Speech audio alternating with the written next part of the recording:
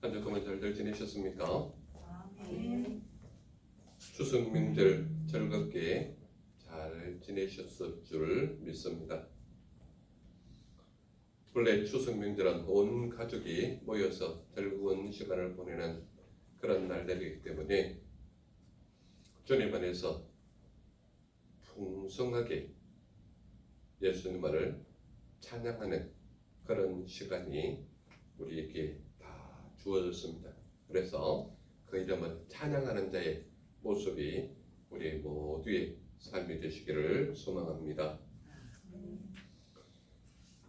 오늘 창세기 10장 32절부터 11장 9절까지에 보면 가장 주제된 말씀이 바로 9절입니다. 9절 말씀 한번 읽어볼까요? 같이 시작. 그러므로 그 이름을 바벨이라 하니 이는 여호와께서 거기서 온 땅의 언어를 혼잡하게 하셨음이니라. 여호와께서 거기서 그들을 온 지면에 흩으셨더라. 그래서 오늘 가장 주제적인 구절은 바로 9절에 여호와께서 온 땅의 언어를 혼잡하게 하셨다. 이 말이 오늘 주제가 되는 것입니다. 그래서 오늘 제목은 뭐로 정했다고요? 제목은 뭡니까? 네, 언어를 혼잡하게 함. 이렇게 제목을 정했습니다. 오늘을 살아가는 수많은 사람들은 온 땅의 언어가 혼잡하게 된 이유를 알지 못합니다. 처음에 많은 사람들이 요즘은 복음이 많은 사람들에게 알려져서 태초에 하나님이 천지를 창조하실 때에 맨 먼저 만든 것이 아담이라는 정도는 어느 정도 많은 사람들이 알고 있습니다. 그런데요, 그 이후에 언어가 혼잡하게 되었다라는 이 개념 자체를 잘 모르고 있는 것 같습니다. 쉽게 이야기하면 나라가 다르면 언어가 다르다는 정도의 의미, 이 정도의 의미로 언어가 혼잡해져 있다라는 것, 이런 정도를 알고 있는 것입니다. 그리고 사실은 별 다른 의미 없이 내가 알아듣지 못하는 어떤 언어가 있다고 하면 그것은 언어가 다르다 또는 나와 같은 언어를 쓰지 않는다, 이런 정도로 알고 있는 것입니다. 그래서 우리나라뿐만 아니라 세계 여러 나라가 자기 언어 외에 제2 외국어를 잘하면 인정하는, 즉 말하자면 그 사회에서 우리나라 국가의 언어가 아닌 다른 언어를 잘하는 사람은 어느 정도 대우를 해주는 그런 모습이 우리나라뿐만 아니라 다른 나라에도 여전히 존재하고 있다, 이 말입니다. 그래서 많은 사람들은 온 땅의 언어가 혼잡하게 된 이유가 도대체 뭐냐, 이것을 잘 알지 못한다, 이 말입니다. 그런데 오늘 본문 말씀 통해서 우리에게 분명히 말씀하는 게 무엇인가 하면 여호와께서 온 땅의 언어를 혼잡하게 하셨다, 분명히 말하고 있는 것입니다. 몇 절에 있습니까? 바로 9절에 그 말씀이 있는 것입니다. 9절에 보면 여호와께서 온 땅의 언어를 혼잡하게 하셨다. 영어 성경에 보면 다양하게 표현되어 있는 부분이 있지만 이 부분 혼잡하게 했다라는 것을 믹스업이라고 얘기합니다. 믹스업. 그것은 믹스가 뭐예요? 섞였다라는 말이잖아요. 섞였다. 근데 저하고 친한 어떤 교수님이 영어 교수로 은퇴하신 분인데 제가 좀 오래전에 베트남 방문했을 때 베트남에서 그분이 베트남 대학교에서 영어를 가르치시면서 복음도 전하는 그런 역할을 하는 장로님이셨어요. 부산대학교 저보다는 선배이신데 그분이 저에게 이제 이걸 설명하면서 영어 학도의 모습으로 영어 이 언어가 다른 혼잡했다 뭐 이것을 썼는데 그 믹스업이라고 쓰여지는 그 부분이 언어 순서가 바뀌어서 끼워 넣었다 이런 의미로 해석을 하더라고요. 그래서 여호와께서 온 땅의 언어를 혼잡하게 하셨다 이 말은 못 알아듣게 하기 위해서 앞뒤의 순서를 바꿔서 만들었다 이런 의미가 그 교수님이 저에게 해석해 주는 의미였습니다. 그래서 이 여호와께서 온 땅의 언어를 혼잡하게 하셨다라는 것은 그 당시의 언어가 하나였음에도 불구하고 이것을 못 알아듣기 위해서 앞뒤를 바꿨거나 중간 거를 뒤로 바꿨거나 이렇게 섞어서 만들어졌다. 이것을 이야기하는 것이 바로 혼잡하게 하셨다. 그렇다면 여호와 하나님께서 왜 하나의 언어면 온 세계 사람들이 다 알아들을 수 있을 텐데 왜 혼잡하게 하셨을까? 이유가 있겠죠. 그것을 오늘 말씀을 통해서 우리가 알아보려고 하는 것이 주된 어떤 목표가 될 것입니다. 여호와께서 온 땅의 언어를 혼잡하게 하셨다라는 것이 우리에게 주제의 형태로 정해져 있다면 도대체 처음부터 언어가 혼잡했냐? 그건 아니라는 겁니다. 첫 번째로 나타나는 관점이 우리에게 무엇을 말하는가 하면 온 땅의 언어와 말이 하나였다는 것을 분명히 언급하고 있는 것입니다. 몇 절에 있습니까? 바로 1절에 있습니다. 1절. 1절 같이 한 목소리로 한번 읽어볼까요? 시작. 온 땅의 언어가 하나요, 말이 하나였더라. 그러니까 온 땅의 모든 백성들이 사용하는 언어가 하나였단 말이에요. 언어도 하나다, 말도 하나다. 이 말은 같은 말을 두 번 반복하는 겁니다. 그러니까 그들이 사용하는 언어는 하나였다. 이것을 분명히 언급하는데 두 번이나 반복해서 언급을 하고 있다. 그렇다면 이들이 어떤 사람이기에 언어와 말이 하나였는가 하면 이들은 노아 자손의 족속들이라고 말하고 있습니다. 어디에 있습니까? 32절에 있습니다. 32절 같이 한번 읽겠습니다. 시작. 이들은 그 백성들의 족보에 따르면 노아 자손의 족속들이요 홍수 후에 이들에게서 그 땅의 백성들이 나뉘었더라. 이렇게 분명히 말하고 있습니다.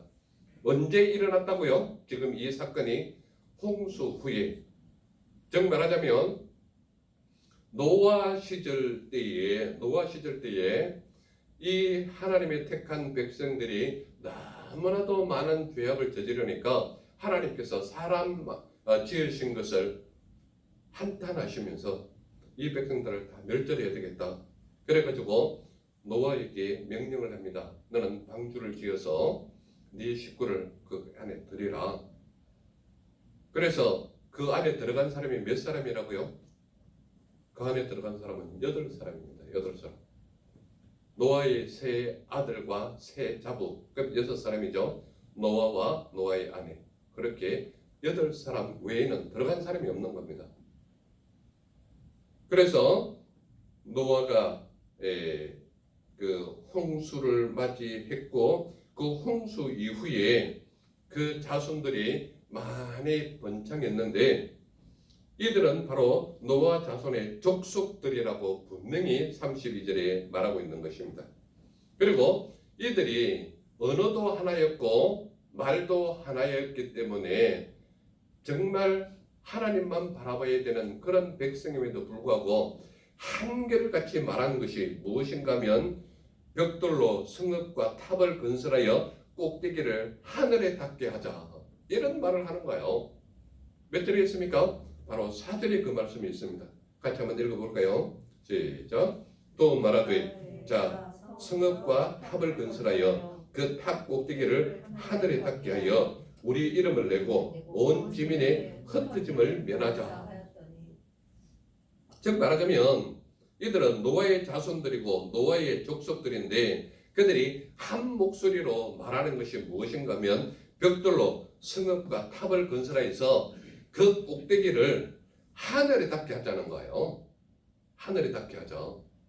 즉 말하자면 우리의 거처는 하늘에 닿게 하는 이 꼭대기, 탑 꼭대기를 건설하는데, 이 꼭대기는 우리가 하나님의 위치까지 높게 올라가겠다라는 욕망이 강한 것이고, 또 이들은 우리에게 무엇을 알려주는가 하면 우리 이름을 내고 온 지민의 흩어짐을 면하자라는 것을 말하고 있는 것입니다.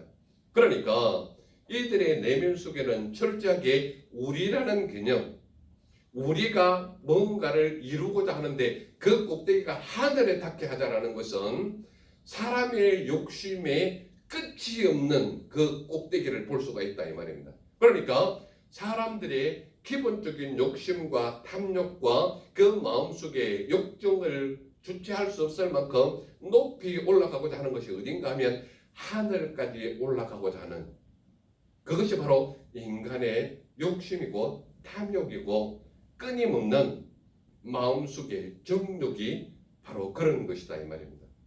그러므로 사람의 지식과 사람이 올라가고자 하는 권세욕과 권위와 명예욕은 어디까지 올라갈 정도로의 끝없이 욕심이 있는가 하면 바로 하늘 꼭대기에 달할 만큼, 즉 말하자면 하나님의 위치까지 가고자 하는 것이 인생의 목표가 되는 겁니다.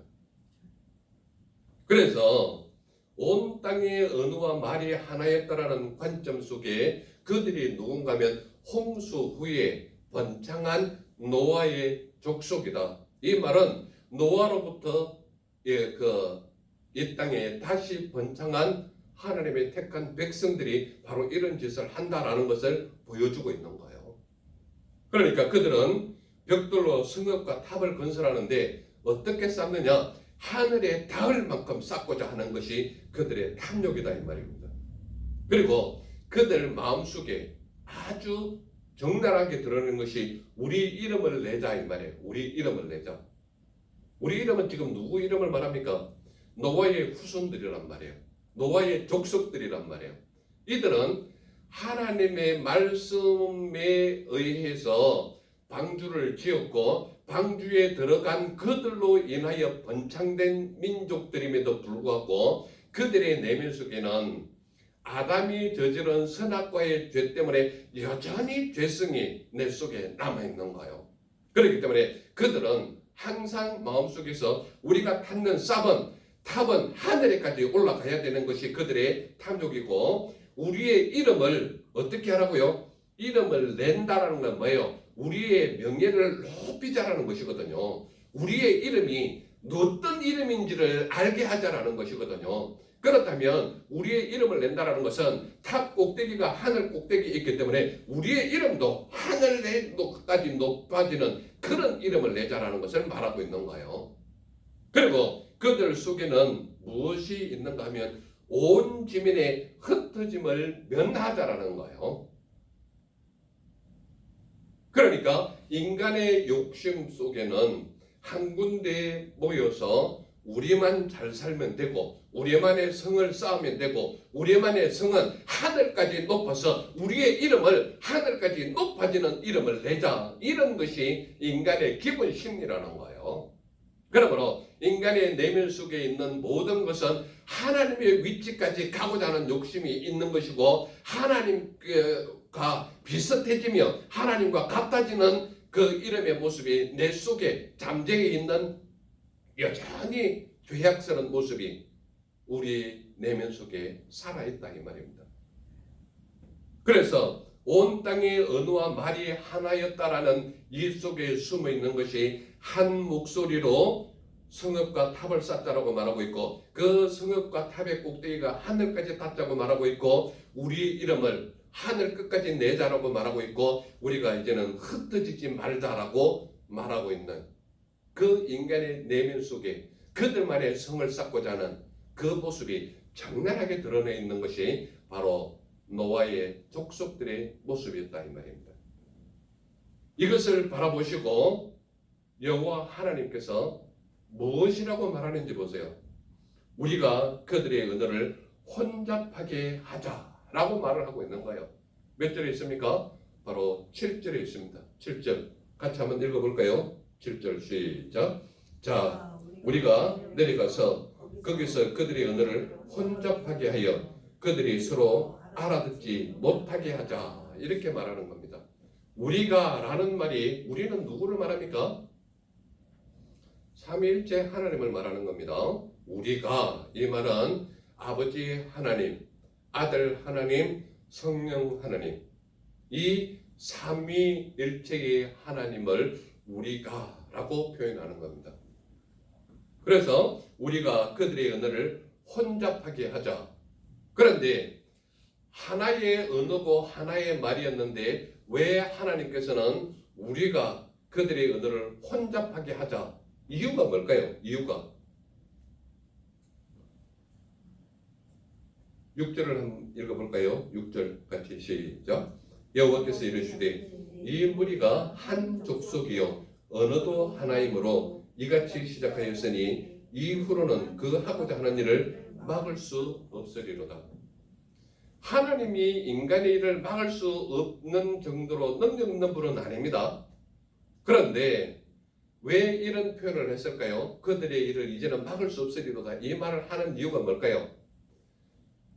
이들이 언어가 하나이고 말이 하나이라는 것을 강조하면서 그들이 하늘 꼭대기까지 탑을 쌓으려고 하고 있고 그들의 이름을 하늘 높이 내고자 하고 그들이 한자리에 모여서 살고자 하는 그들의 모습 속에는 결과적으로 우리가 뭉치면 못할 일이 없다라는 개념이 그들의 내면 속에 숨어 있는 거예요. 그러니까 우리가 모이면 하나님 없이도 살아갈 수 있다라는 것이 은연중에 표현되어 있다 이 말입니다. 그래서 하나님께서는 우리가 그들의 언어를 혼잡하게 하자라고 말을 하고 있다 이 말입니다. 왜 그렇다고 얘기합니까? 이 무리가 한 족속이요 언어도 하나이므로 이같이 시작하였다라고 말하고 있는 겁니다. 그러니까 한 족속이고 한 언어를 사용하는데 그 한 언어로 하나님만 바라봐야 되는 하나님의 택한 백성들이 한 목소리로 하나님을 대적하는 모습이 나타난 거예요. 지금 우리나라가 그렇지 않습니까? 우리나라의 저 높은 공직에 있는 사람들이 한 목소리로 동성애를 합법적으로 만들려고 하고 있고 또한 그 동성애를 한 목소리로 하는 것 중에 가정이 파괴되면 그 다음에 세워질 인물들이 없어지는 거예요. 그러니까 나라 자체의 장래를 생각하지 않는 모습들이 공무원들이 그 법을 합법화시키려고 하는 이런 위법적인 모습이 오늘 우리나라 속에 나타나고 있다는 거예요. 그리고 차별 대우하지 말자라고 아주 적극적으로 하는데 차별 대우라는 그 자체는 굉장히 좋은 거예요. 굉장히 좋은데 그 내면 속에 무엇인가 하면 하나님의 말씀을 전하지 못하도록 차별 대우를 막아버리는 역할을 그들이 합법화하려고 하는 것이 바로 그 내면 속에 있다는 거예요. 그러므로 겉으로 드러나는 것은 양의 얼굴을 드러내지만 양의 탈을 쓴 이리와 늑대의 모습이 그들의 내면 속에 숨어 있다 이 말입니다. 이것이 오늘날 대한민국을 흔들게 하고 있고 대한민국의 미래를 암담하게 하고 있는. 그래서 그들에게 많은 사람들이 질문해요.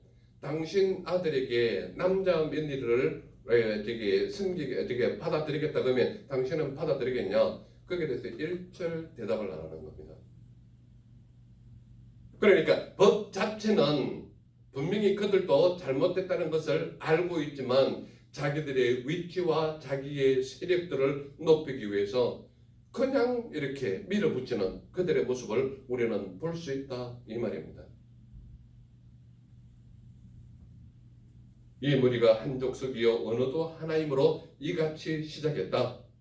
그래서 여호와 하나님께서 무슨 의미로 온 땅의 언어를 혼잡하게 하려고 하는가 하면 그들이 서로 알아듣지 못하게 하자라는 거예요. 이유가 뭡니까? 알아듣지 못하게 하는 이유가 하나님을 대적하면 그들 모두를 다시 멸해야 되거든요. 그러나 하나님께서는 그들을 살리려고 하다 보니까 그들의 언어를 혼잡하게 해야 한 목소리로 하나님을 대적하지 못하도록 하는 거예요. 그래서 하나님은 그들이 서로 알아듣지 못하게 하자. 그래가지고 각종 언어로 믹스를 시켜서 그들의 언어를 혼잡하게 하자라는 내용을 제시한 겁니다. 누가요? 아버지와 아들과 성령 하나님이.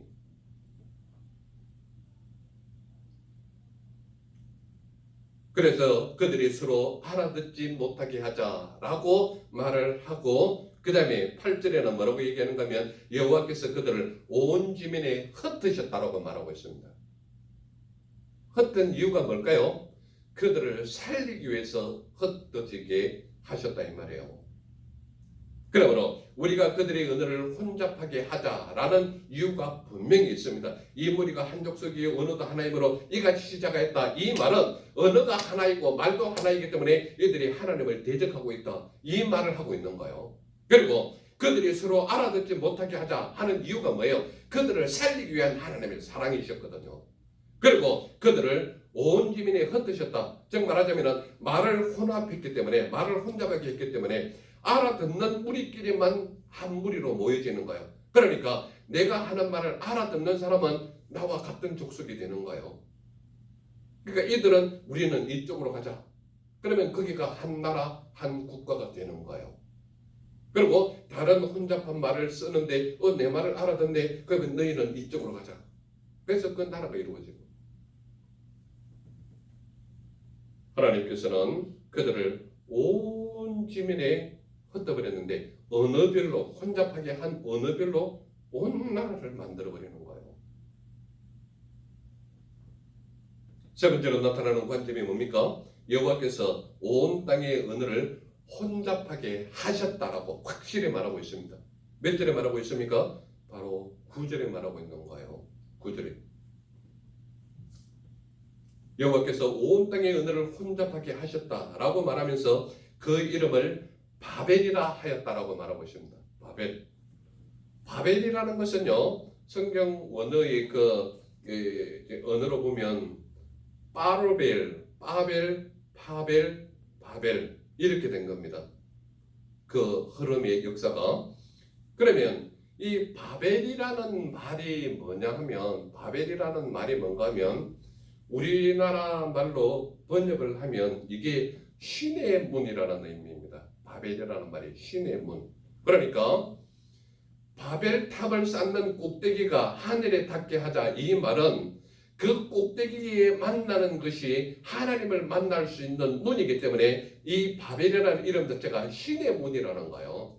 그러면 지금 이 히브리 언어를 쓰는 이 백성들의 언어 속에서 그 처음에 썼던 이러한 의미가 바로 그 니므롯이 시날 광야의 넓은 땅에 와서 거기에 바벨론이라는 이름을 지었는데 그 넓은 땅에서 우리가 이제는 하나가 되자라는 형태로 그곳의 이름을 바벨이라고 지었는데 그것이 나중에 바벨론이 된 겁니다. 바벨론이 된 거예요.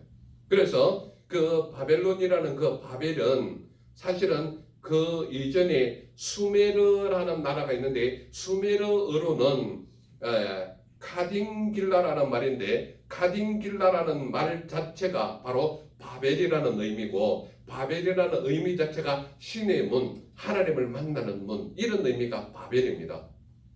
그런데 이것은 하나님께로 향하여 하늘에 닿게 하자라는 그런 의미의 신의 문이거든요. 그러므로 이 하나님을 만날 수 있는 유일한 조건은 믿음으로만 만날 수 있는 것이지 인간의 욕심과 탐욕으로 인해서 그들이 쌓을 수 있는 문으로 만날 수 있는 신의 문은 아니라는 것을 말하는 거예요. 그래서 하나님께서는 그 이름을 바벨이라 하였는데 그 바벨의 역사가 어떻게 됩니까? 나중에 유대의 민족이 하나님의 말씀을 배반하고 위반하고 대적하여서 그들이 바벨론에 의해서 완전히 멸망되잖아요.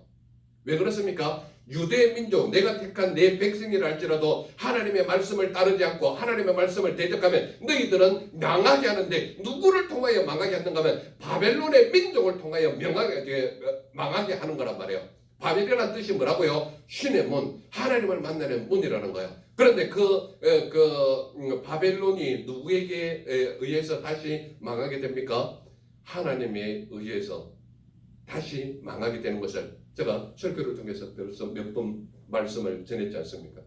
그렇기 때문에 그 바벨론이라는 것은 하나님께서 무너뜨리려고, 유대 민족이라 할지라도 하나님의 말씀을 대적하고 하나님의 말씀을 믿지 않았을 때 바벨론의 민족을 통하여 유대를 멸망시킨 거예요. 그런데 바벨론을 정작 멸망시킨 것은 또 누구예요? 바로 이웃에 있는 다른 큰 나라가 이 바벨론을 무너뜨리면서, 이 바벨론을 무너뜨리는 왕이 예루살렘을 다시 재건하는 모습이 우리가 성경 속에 나타나고 있지 않습니까? 그러니까 그 이름을 바벨이라 하였다라는 의미는 카딘길라, 수메르어로는 카딘길라라는 말이고, 이 바벨이라는 뜻은 신의 문이다. 그러나 인간의 탐욕과 인간의 정욕과 인간의 욕심으로 만날 수 있는 하나님은 아니다. 믿음으로만 만날 수 있는 분이 하나님이다. 그래서 바벨이라고 이름 지었음에도 불구하고 그 바벨론은 오늘 역사 속에 있습니까? 없습니까? 하나님께서 멸망시켰기 때문에 바벨론은 없는 거예요. 그래서 하나님은 거기서 온 땅의 언어를 혼잡하게 하셨다라고 말하고 있습니다. 거기는 어디입니까? 바벨이거든요. 바벨탑을 세웠던 바벨론. 거기서 온 땅의 언어를 혼잡하게 하셨다.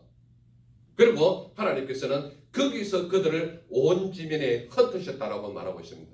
자, 인간의 욕심을 한번 보세요. 첫 번째 관점에서 우리가 탑을 쌓고 성을 쌓아서 꼭대기가 하늘에 닿게 하자고 우리 이름을 내고 온 지면에 흩어짐을 면하자라는 것이 인간의 욕심이에요. 그런데 세 번째 관점에서 하나님은 거기서 온 땅의 언어를 혼잡하게 하셨다. 어디서? 바벨에서. 바벨론이라고 말하고 있는 거예요. 그리고 하나님은 거기서 그들을 온 지면에 흩으셨다라고 말하고 있는 거예요. 무엇을 말합니까? 인간의 욕심적으로 하늘에 닿으려고 하는 그것은 하나님께서 무너져버리고, 하나님을 대적하는 그들을 무너져버리고, 하나님을 외면하는 그들을 하나님께서도 외면하는 그들의 모습을 볼 수가 있다 이 말입니다. 그렇다면 오늘을 살아가는 수많은 사람들은 왜 언어를 혼잡하게 사용하고 있을까요? 왜 언어를 혼잡하게 사용할 수 있습니까? 하나의 언어로 하나님을 대적하기 때문에 혼잡한 언어를 사용하고 있다 이 말입니다. 하나님의 말씀이 내 마음속에 들어오지 않기 때문에 이 하나님의 말씀만 전하면 계속 들리거든요. 왜 들립니까? 하나님의 말씀이 혼잡하게 들리거든요. 한 귀로 들어와서 내 마음을 완전히 변화시키는 것이 아니라 내 마음을 자꾸 흩뜨려 놓는 거예요. 왜 그렇습니까? 세상의 지식과 세상의 걱정과 세상의 문제로 나를 피곤하게 하기 때문에 하나님 전에 오면 하나님의 말씀만 들으면 자꾸 졸리는 거예요. 왜 그렇습니까? 내 마음이 혼잡해 있는 거예요. 온갖 세상의 은혜로 내 마음이 혼잡하니까 하나님의 말씀을 들으면 계속 졸리는 거예요. 이게 바로 하나님께서 혼잡하게 하는 은혜의 모습이거든요. 사람들은 왜 은혜를 혼잡하게 사용하는가 하면 하나의 은혜로 하나님을 한결같이 대적하고 있기 때문에 그들을 무너뜨려 버리는 거예요. 그리고 사람들도 혼잡한 은혜를 사용할 수밖에 없도록 만드는 거예요. 이게 하나님의 방법이에요. 그리고 사람들은 왜 은혜를 혼잡하게 사용하는가 하면 하나의 은혜로 하나님과 멀어졌기 때문에 그렇습니다. 오늘 성경 말씀에 하나님과 멀어졌다는 내용이 있습니까? 아무런 관심 없으면 뭔 말인지도 모르죠. 2절 한번 읽어볼까요? 11장 2절 한 목소리로 같이 한번 읽어보겠습니다. 2절 시작. 이에 그들이 동방으로 옮기다가 신할 평들을 만나 거기 거류하며. 이게 무슨 말인지 혹시 아십니까? 이에 그들이 동방으로 옮기다가 신할 평들을 만나 거기 거류하며. 바벨론이라는 땅, 바벨을 세운 땅이 신할 땅입니다. 신할 땅이 평지예요. 그러니까 광야에 있는 모든 땅들, 사막 땅, 황야에 이게 펼쳐지는 모든 곳은 절벽 아니면 민둥산이고 울퉁불퉁하고 이렇잖아요. 그런데 신할 땅에 따보니까 평지가 펼쳐지는 거예요. 아하, 여기에 우리의 성을 세우면 깊게 쌓을 수 있고 우리가 흩어짐을 면할 수 있는 그런 땅이구나.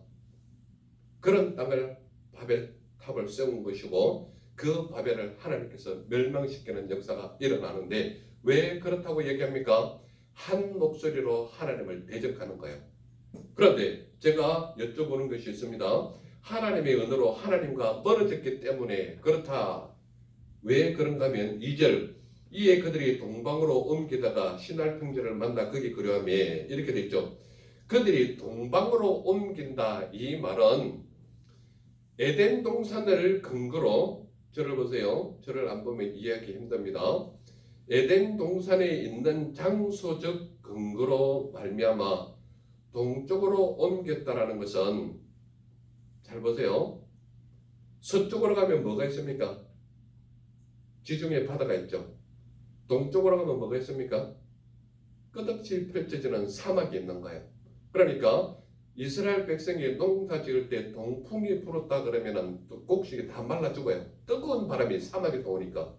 서풍이 불었다 그러면 어떻게 됩니까? 시원하고 하나님께서 은혜를 베푸시는 게 서풍이에요.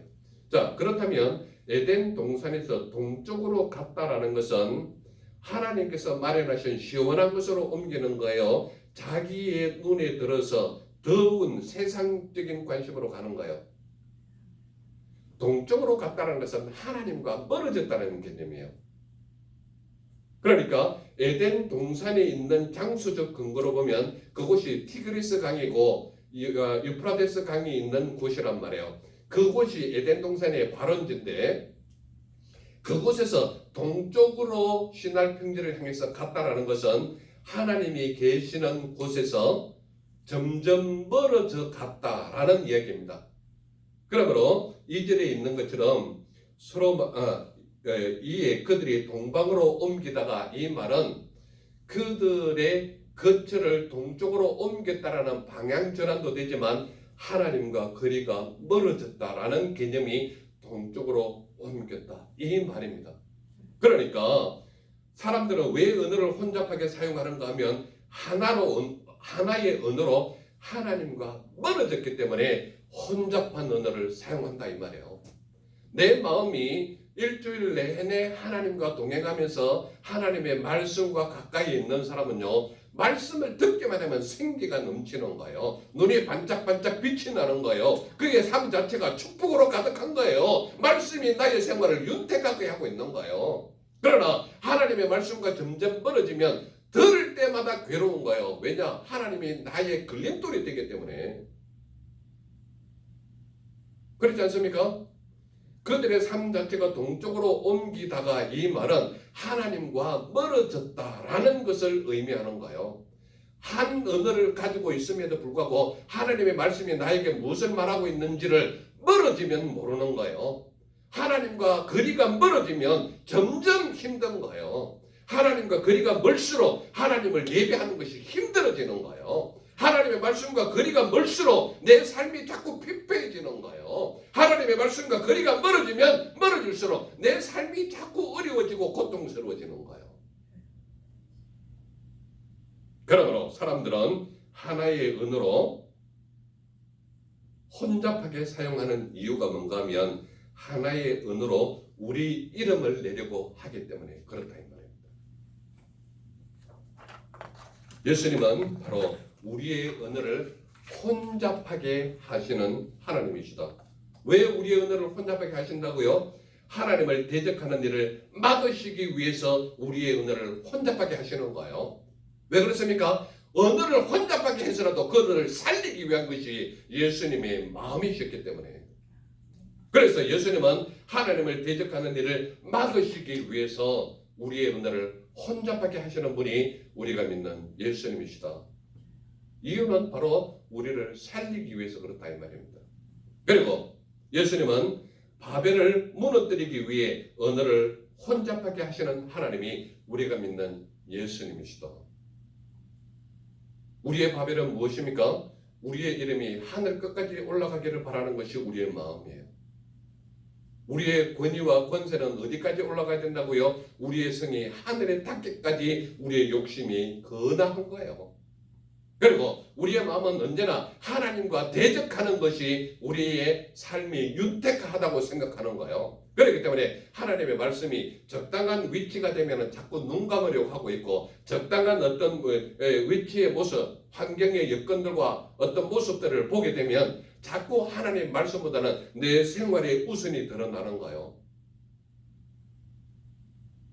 예수님은 그것을 막기 위해서 바벨을 무너뜨려서 언어를 혼잡하게 하시는 분이 우리 예수님이셨다. 내 생활과 삶 속에서 왜 바벨을 못 무너뜨립니까? 세상의 유혹이, 세상의 위치 속에서 살아가려고 하다 보니까 세상의 여러 가지 모습이 나를 넘어뜨리려고 하는, 즉 말하자면 먹음직도 하고 보암직도 하고 탐색기까지 하게 생겼기 때문에 하나님의 말씀이 자꾸 가려지는 거예요. 그래서 예수님은 그들을 온 지민에 흩으시기 위해 언어를 혼잡하게 하셨다 이 말이에요. 그렇다면 예수님이 그들의 언어를 혼잡하게 하시고 그들을 흩으신 이유가 뭘까요? 이유가 뭘까요?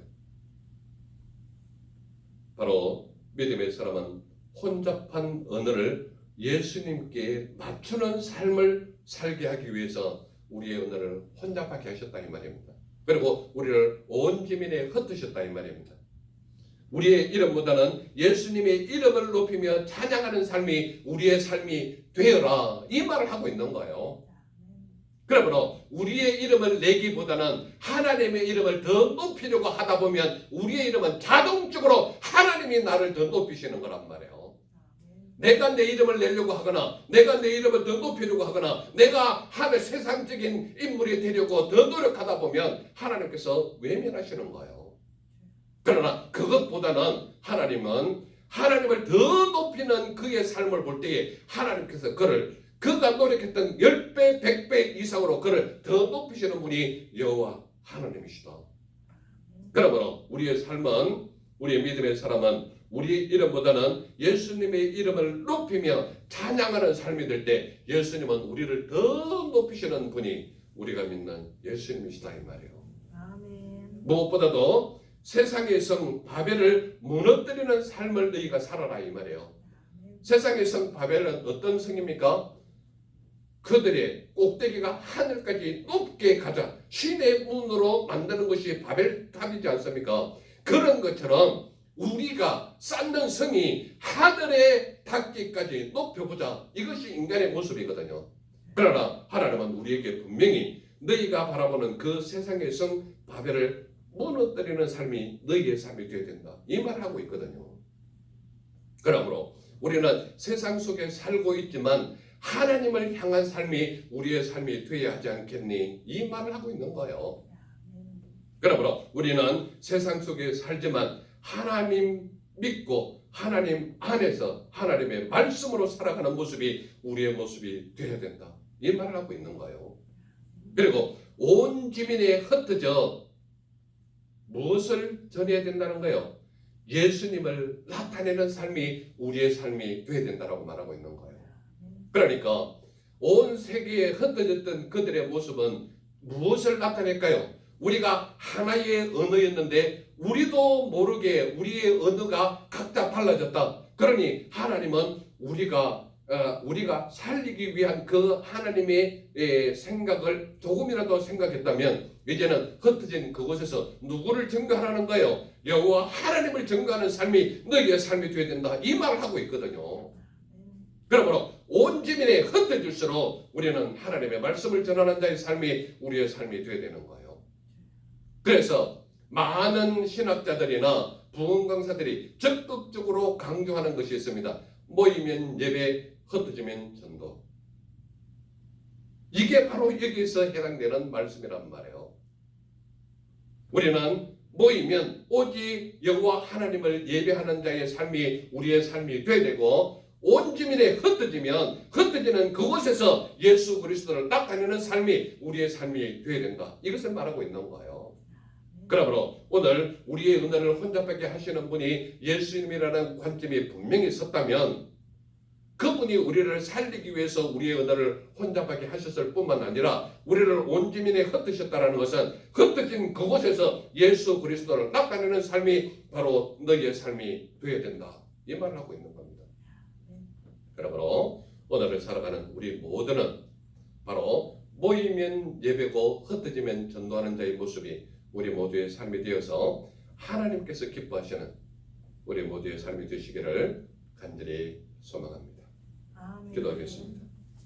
사랑해 주 하나님 감사합니다. 오늘도 우리에게 하늘의 신령한 은혜의 말씀 들려주시니 감사합니다. 우리를 통하여 언어를 혼잡하게 하는 분명한 이유를 깨닫게 해주시니 감사합니다. 주님의 뜻에 합당한 믿음의 종들로 세우시고 말씀이 우리의 모든 것을 이끌어 가시는 하나님의 역사하심과 인도하심이 나타나게 하옵소서. 함께 하심을 믿사와 날고래 주신 예수님 이름으로 감사하며 기도드려서옵나이다. 아멘.